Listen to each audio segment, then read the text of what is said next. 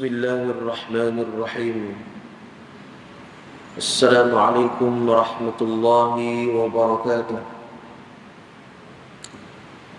الحمد لله رب العالمين، والصلاة والسلام على أشرف الأنبياء والمرسلين وعلى آله وصحبه أجمعين. قال رب اشرح لي صدري ويسر لي أمري واحلل عقدة من لساني يفقه قولي. فقال الله تعالى في كتابه العزيز: أعوذ بالله من الشيطان الرجيم، قل إنما أنا بشر مثلكم يوحى إلي أنما إلهكم إله واحد، فمن كان يرجو لقاء ربه فليعمل عملا صالحا ولا يشرك بعبادة ربه أحدا. صدق الله العظيم. Yang bermaksud, sesungguhnya aku ini hanya seorang manusia seperti kamu, yang diwahyukan kepadaku bahawa sesungguhnya Tuhanmu ialah Tuhan yang Maha Esa.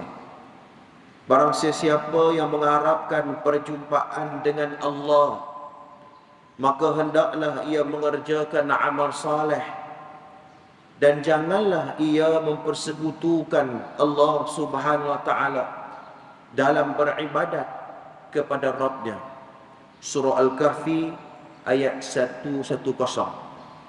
Muslimin muslimat yang dirahmati oleh Allah, dalam satu ayat Al-Quran Allah Subhanahu wa taala sebut dalam surah As-Sajdah ayat yang ke-12, iaitu walau tara idil mujrimuna nakisu ru'usihim 'inda rabbihim rabbana absarna wa sami'na farji'na na'mal salihan inna muqinun. Sadaqallahul azim. Muslimin muslimat yang dirahmati oleh Allah, di antara salah satu sifat Al-Quran, Al-Quran dia menceritakan tentang hari ataupun peristiwa yang sudah berlalu. Dan Al-Quran satu maklumat yang cerita tentang benda yang akan berlaku satu hari nanti. Dan di antara salah satu ucapan dan dialog orang-orang yang berhadapan dengan Allah Subhanahu wa taala dalam surah As-Sajdah, ketika mana diberikan kepadanya, dilihatkan kepadanya tentang azab neraka dan nikmat syurga, di antara ucapan yang Allah rakamkan dalam Al-Quran, Rabbana absarna wa sami'na, ya Allah, ya Tuhan kami, sesungguhnya kami telah melihat dan kami telah mendengar. Maknanya di dunia dulu dia tak apa percaya tentang neraka ni, dia tak apa percaya tentang Islam. Tetapi apabila di hadapan Allah Subhanahu wa taala, Allah bentangkan ini nikmat syurga, ini azab neraka, dan ini balasan orang yang melakukan kejahatan dan kesalahan, maka keluar dialog dan ucapan dia, Rabbana absarna, ya Allah, ya Tuhan kami, sesungguhnya hari ini baru aku parti elok. Sesungguhnya hari ini barulah aku ambil pengajaran, barulah aku dengar sungguh-sungguh. Waktu dunia dulu aku ambil ringan, ambil sambil newa terhadap agama. Dan hari ini aku tengok benda ni dan aku ambil pengajaran sungguh-sungguh. Rabbana absarna wa sami'na farji'na na'mal salihan. Kemudian permintaan orang ni dia kata apa? Ya Allah, ya Tuhan kami, izinkan kami untuk balik ke dunia untuk melakukan amal soleh. Dia nak minta pada Allah untuk balik saat duduk kat dunia, bagi hidup balik, bagi dia jadi muda balik, bagi dia ada kehidupan balik, supaya dia buat amal ibadat kepada amal soleh kepada Allah SWT. Inna muqinun, dan sesungguhnya kami di kalangan orang-orang yang yakin. Baru dia yakin. Dan dalam ayat lain Allah SWT rakam juga, Rabbana absarna wa sami'na, dalam ayat lain Ya, asmi' bihim wa absir yawma ya'tunana. Dalam surah Maryam ayat yang 38, alangkah terangnya pendengaran mereka, alangkah tajamnya penglihatan mereka pada hari mereka datang kepada kami, yakni kepada Allah Subhanahu wa taala.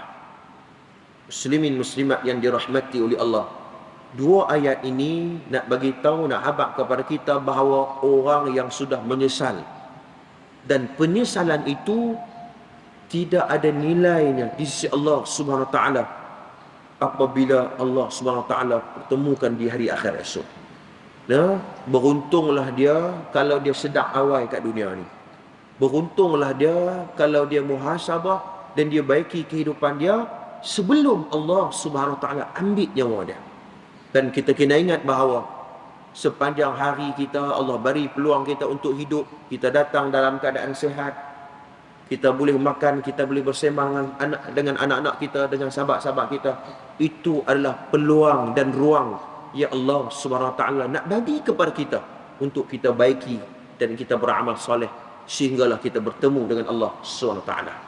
Mudah-mudahan mukadimah yang ringkas itu memberi manfaat yang banyak kepada kita, insya-Allah. Tuan-tuan sekalian, kita sambung pembacaan kitab kita pada pagi subuh ni, tuan-tuan. Talbisul Iblis, karangan Al-Imam Ibnu Jauzi rahimahullahu taala.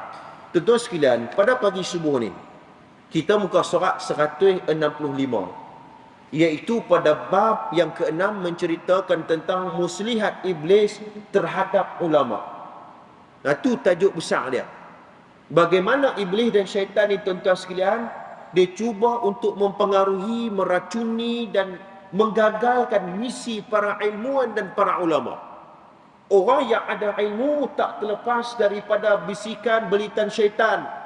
Jangan kita dok rasa bahawa ilmu aku ni banyak dah, pergi mengaji merata, aku dah kata okey, dah yakin dah. Belum tentu. Sebab tu Al-Imam Al-Ghazali dalam kitabnya Tarbiyatul Aulad, dia pernah tegur kepada kita bahawa ilmu tinggi saja tidak menjamin seseorang untuk selamat di hari akhirat. Tak jamin lagi. Ada maklumat, ada ilmu, tak jamin lagi. Yang menjaminkan apa? Dia beramal dengan ilmu tersebut.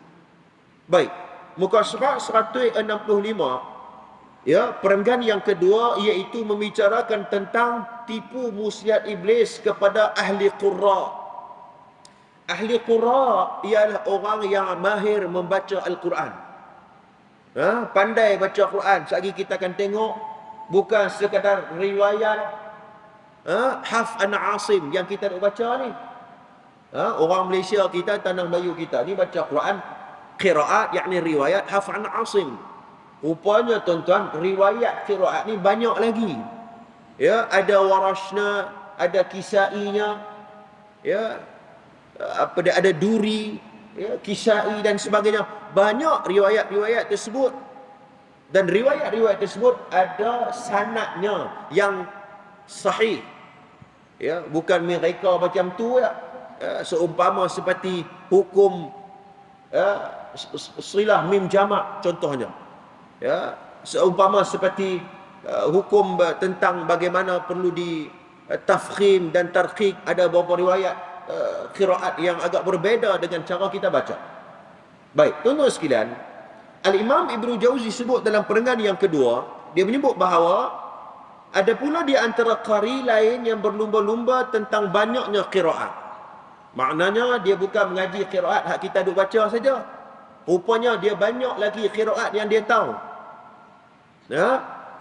Pernah kulihat bagaimana sebahagian syekh yang menghimpunkan manusia, lalu dia menunjukkan seseorang pembaca Al-Quran sepanjang hari sehinggalah ya khatam 3 kali. Entah bagaimana bacaannya, entah sempurna ataupun entah tidak, kata Ibnu Jauzi. Maknanya peristiwa dan cerita ni berlaku pada zaman Al-Imam Ibnu Jauzi rahmatullah alaih, iaitu ada seorang ahli qurra yang mahir tentang banyaknya qiraat ni. Satu hari dia baca Al-Quran dengan pelbagai riwayat qiraat, ya, dengan Warashnya, dengan Duri Kisainya, dengan Hafs an Asim. Dalam masa satu hari dia khatam 3 kali dia khatam. 3 kali. Kita satu hari pun teruk dah, tu pun baca. Kita mengaji dalam ilmu ulumul Quran, maratibul qiraah ni ada 3. Martabat untuk kita baca Quran ni ada 3, tuan-tuan. Pertama iaitu martabat tartil. Warattilil Qur'ana tartila. Tartil ni maknanya baca macam tu imam dia baca. Dia baca dia tak kalut. Tetapi masih lagi mura'atu bi ahkamut tajwid. Masih lagi meraihkan hukum-hukum tajwid. Bukannya baca tartil tapi dia langgar habis. Mana iqlab, mana dengung, mana gunnah dan sebagainya. Dah. Dia jaga tartil. Yang kedua iaitu tahqiq. Dia baca seketui-seketui, satu-satu, macam orang taranum tu. Taranum ada orang baca macam tartil. Tak. Taranum dibaca satu-satu. Kita dengar pun seketui-seketui kita dengar. Tahqiq. Dan satu lagi dibaca dengan maratibul qiraah, yakni bil hadar. Dengan cepat. Dan ini berlaku kepada para hufaz Al-Quran. Ya, mereka kalau nak mengulang Al-Quran, kalau dia baca bitahqiq, jawab dia bila nak habis ulang Quran pun tak tahu lah. Sebab ulang Quran ni kena cepat. Walaupun dengan bil hadar, dengan cepat, dengan gaya penghafaz Al-Quran untuk dia mengingati kembali, untuk dia ulang balik Al-Quran, tapi masih lagi meraihkan hukum tajwid. Nah, dia kata, Ustaz, saya nak ulang Quran kena baca laju. Tak apa kot, dengung tak apa kot. Dah.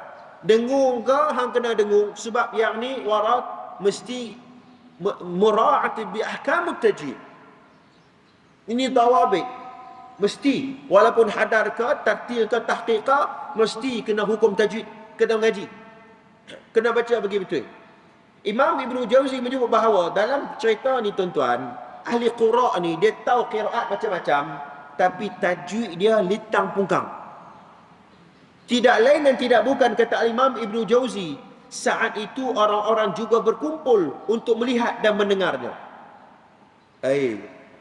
Terpegun, tuan-tuan. Kalau tu imam kita ni dia baca riwayat Warash. Ya, Warash. Wadduha jadi wadduha, imalah. Kita kagum, tuan-tuan. Kita nak bagi peda hukum tajwid Hafs an Asim, hak imam kita tu pun kadang-kadang kita pun tak apa nak ingat beberapa hukum.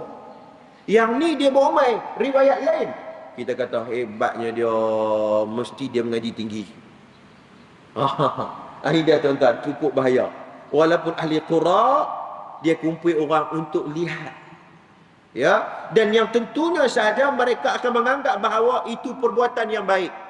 Maknanya dengan menghimpunkan banyak riwayat, lalu dia habis dengan cepat 3 kali satu hari khatam Al-Quran dengan tidak meraihkan hukum tajwid. Orang kata, hebatnya dia, ilmu tingginya dia, kami tak ada ilmu bab-bab ni. Kan? Orang puji dia. Baik iblis memperlihatkan kepada mereka bahawa bacaan yang sama dengan banyak pahalanya, tentu saja ia termasuk tipu daya iblis. Maknanya itu di antara tipu daya iblis kepada ahli qura. Ya, kepada ahli qura.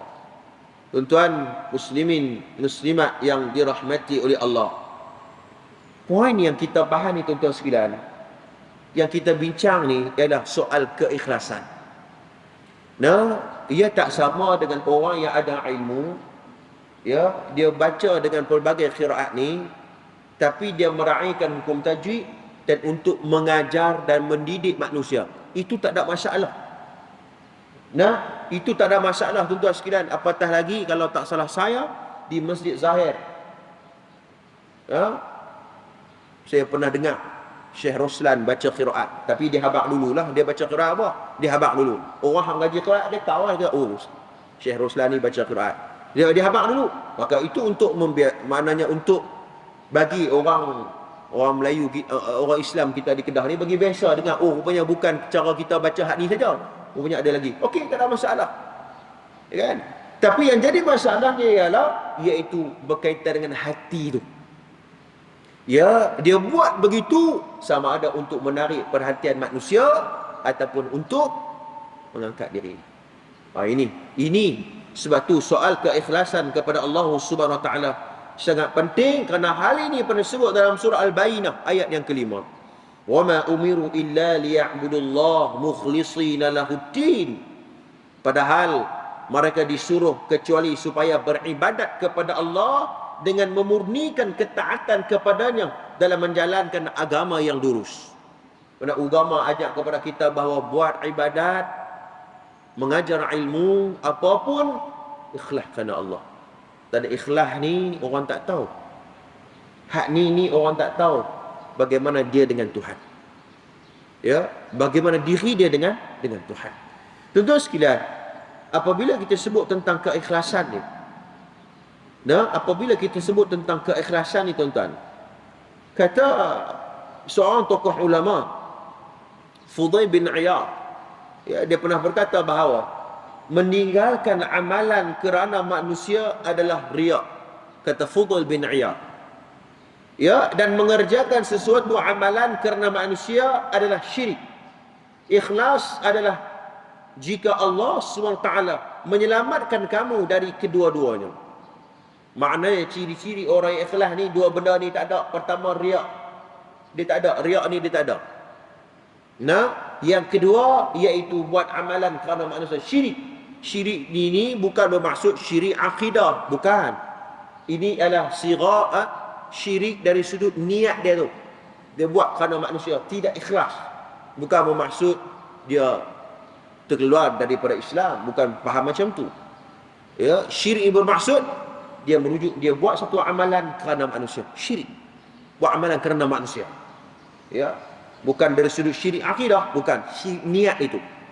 Maka muslimin muslimat yang dirahmati oleh Allah, banyak salafun salih ajak kepada kita tentang kepentingan ikhlas buat ibadat ni. Ya, dan ikhlas dalam buat ibadat ni, dia tak boleh kita ni buat depan orang dah. Dia jadi sendiri tuan-tuan. Boleh jadi sendiri maknanya dengan latihan dalam diri kita. Dia tak boleh buat-buat. Kalau buat-buat ni tuan-tuan, dia sat ya. Dia tak lekat. Dia tak serap. Dia tak serap.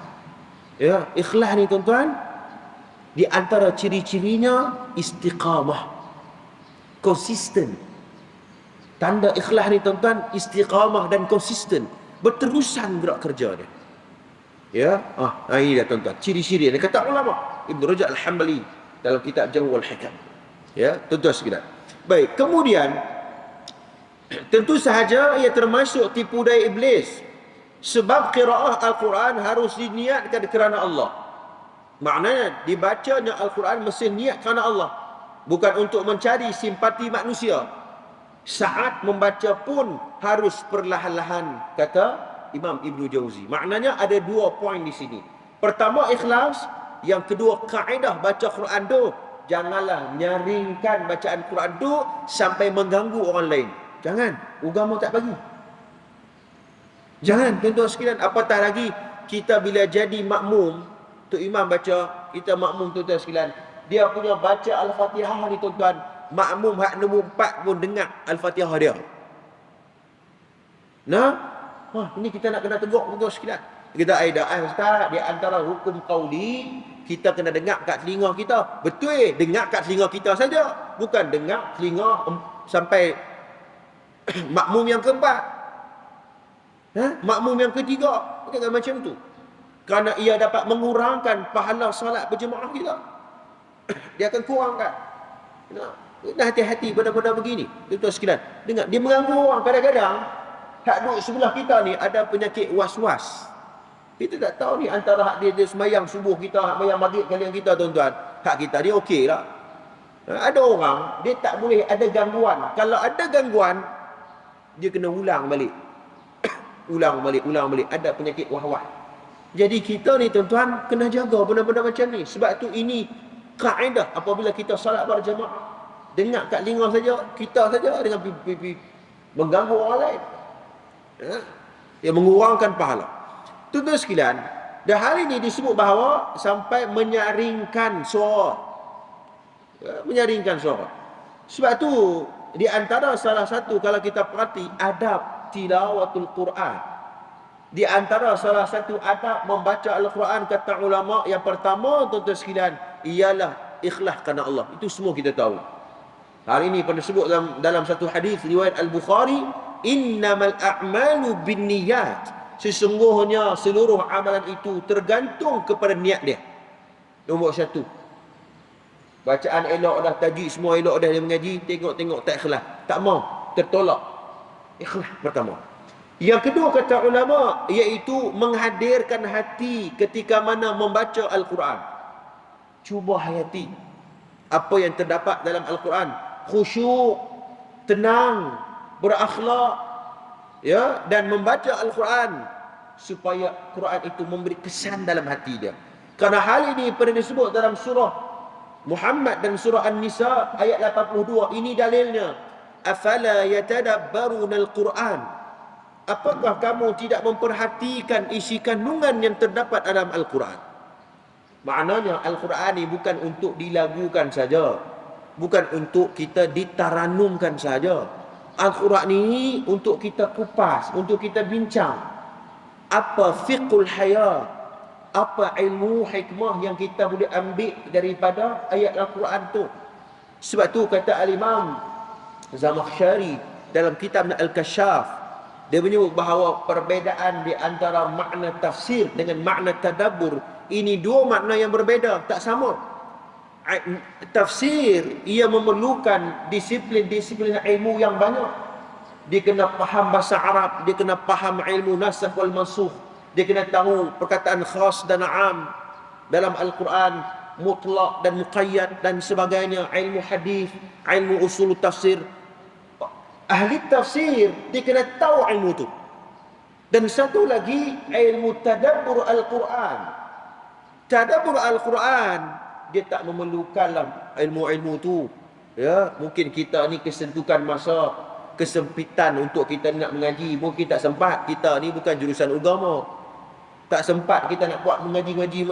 Cuma kita nak ambil hikmah dalam Quran tu melalui tafsir Al-Quran, melalui tafsiran para ulama. Tadabbur, mengambil hikmah di sebalik tafsir Al-Quran. Yang ni kata ulama, ia merujuk sasarannya kepada semua orang Islam. Semua boleh tadabbur, semua boleh kita hayati, tengok makna dia. Tuan-tuan sekalian, yang kedua, yang ni cuba untuk tadabbur Al-Quran. Yang ketiga, apa dia, bahkan dalam satu hadis, ya, dalam riwayat Ibn Majah dalam sunannya, inna hadzal Qur'an nazala bihusnin fa idza qara'tumuhu fabku fa in lam tabku fatabaku. Kata Nabi SAW, sesungguhnya Al-Quran ini turun dengan kesedihan. Maksudnya dia turun dalam keadaan yang sedih. Maknanya bila kita baca Quran, dia meresap dalam diri ini. Itu fungsi Quran. Maka jika kamu membacanya, hendaklah kamu menangis. Makna di antara cara untuk kita tadabbur Al-Quran, kita baca Quran, kita cuba untuk menangis. Menangis. Ya. Jika kamu tidak boleh menangis, dia cuba nak menangis, tak menangis, tak keluar. Tapi tengok cerita ini, Ustaz duk menangis. Kan? Baca Quran tak menangis. Kan? Lalu kata Nabi, fa in lam tabku fatabaku. Kalaulah hang tak boleh menangis, kata Nabi SAW, hang buat-buatlah menangis. Buat-buat menangis, berusaha untuk menangis, buat-buat dulu. Kata ulama, buat-buat dulu. Bila dia main menangis tu, lama-lama dia teriak.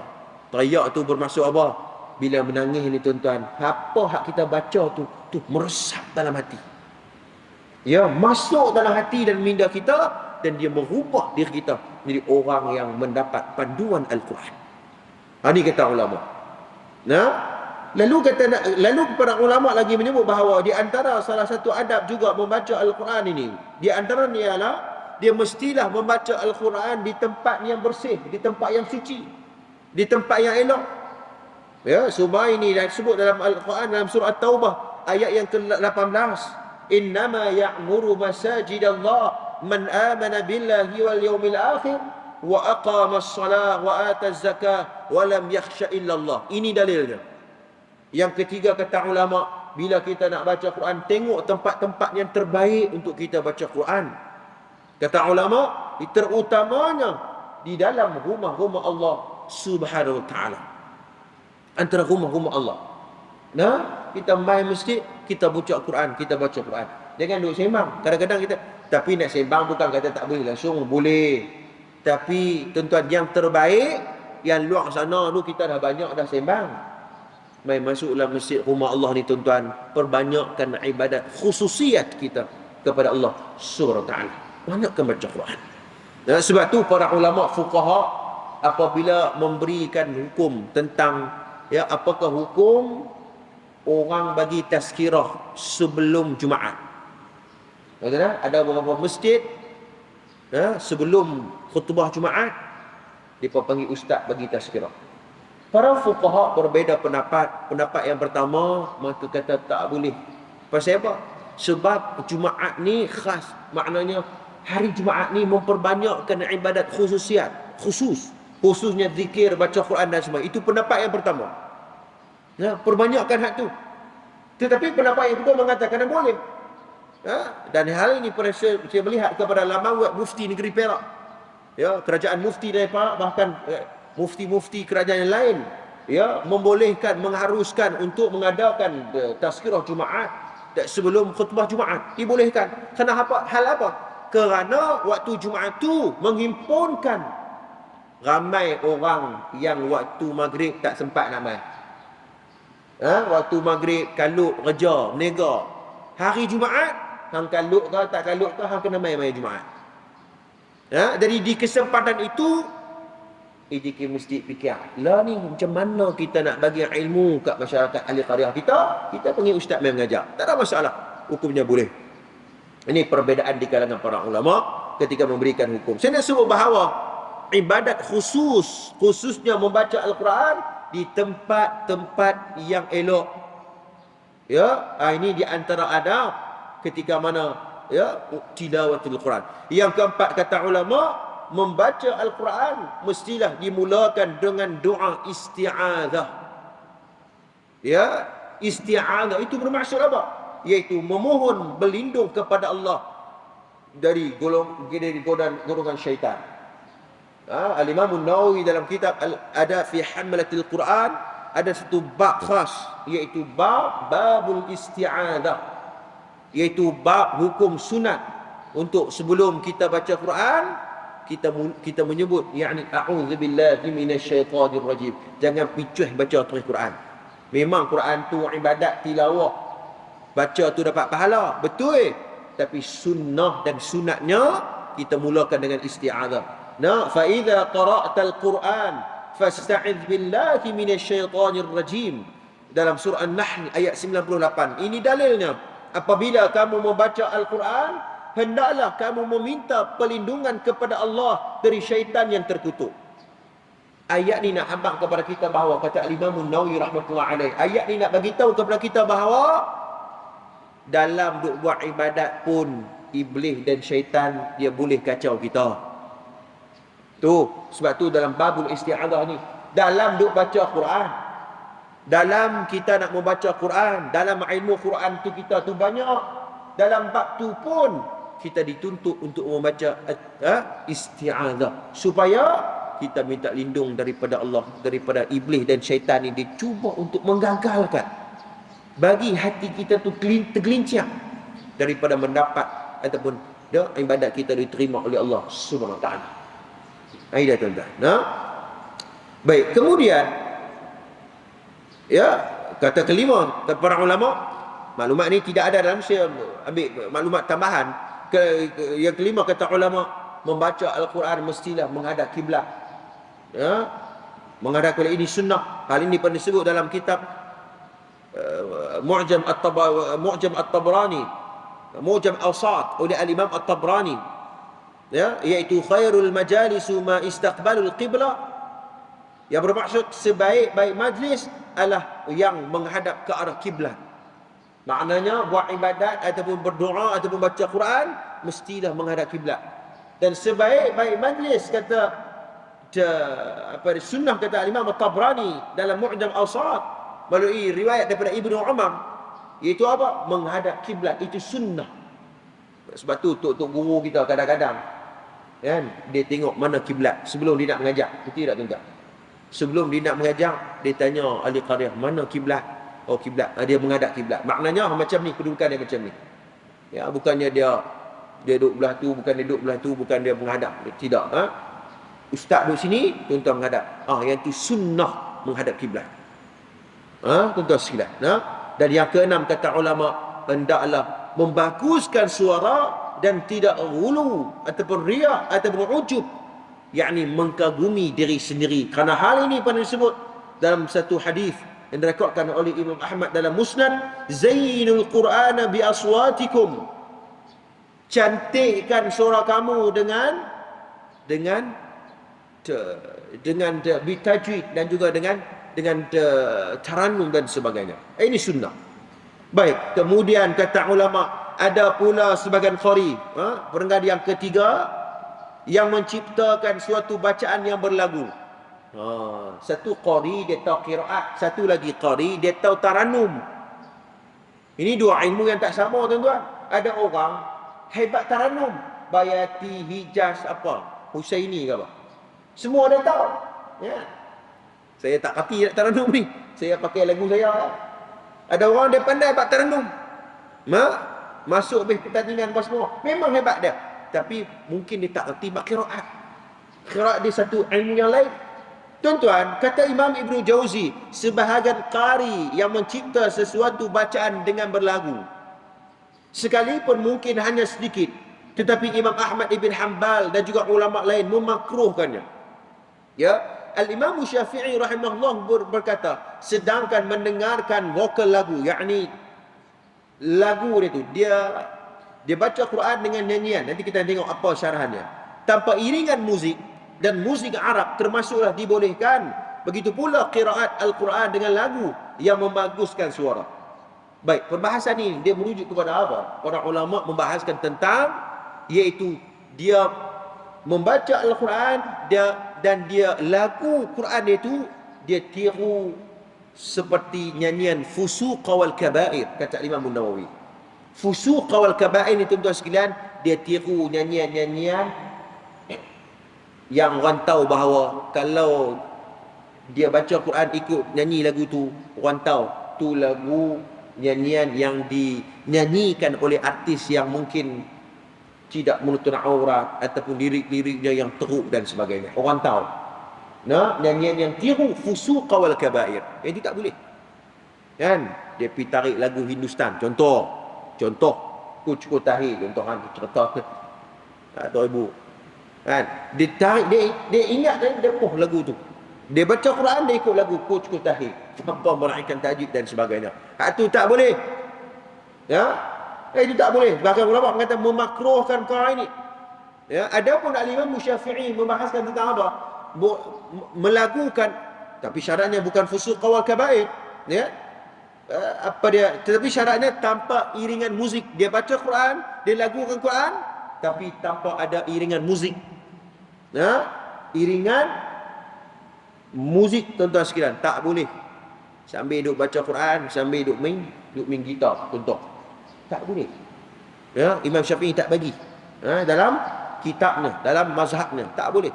Begitu pula qiraah yang lagunya, dan tapi diharuskan untuk kita melagukan, mempercantikkan dan memperelokkan bacaan ataupun melagukan Al-Quran kita. Bacaan Quran kita disunatkan untuk kita melagukan. Walaupun ustaz, seorang saya bukan sedap, dia bukan kira sedap tak sedap. Kan? Ini bakat.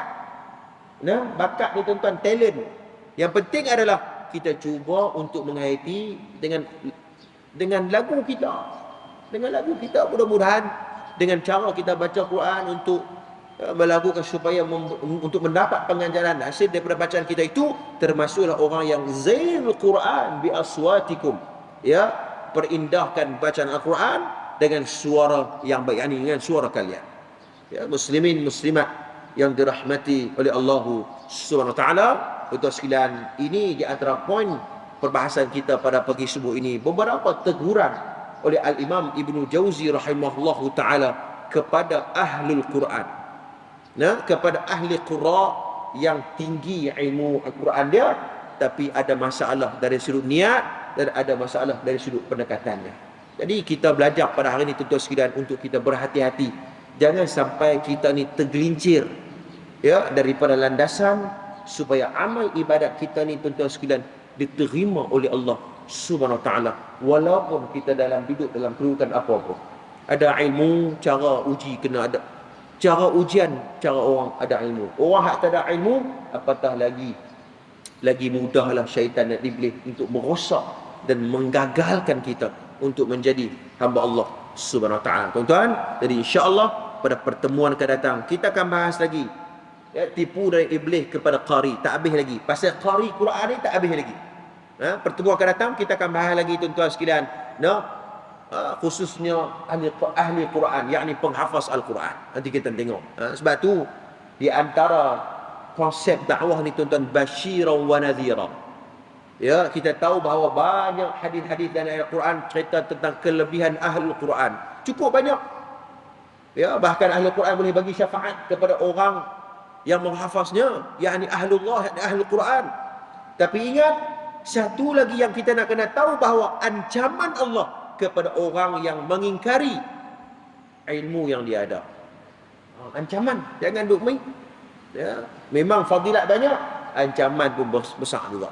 Sebab tu muslimin muslimat yang dirahmati oleh Allah, tidak ada jalan lain melainkan untuk kita sentiasa bermuhasabah dan memperbaiki diri kita daripada tergelincir jalan ibadat kepada Allah SWT. InsyaAllah pada pertemuan akan datang kita akan bahas berkaitan dengan tipu iblis kepada ahli qura dan penghafaz Al-Quran.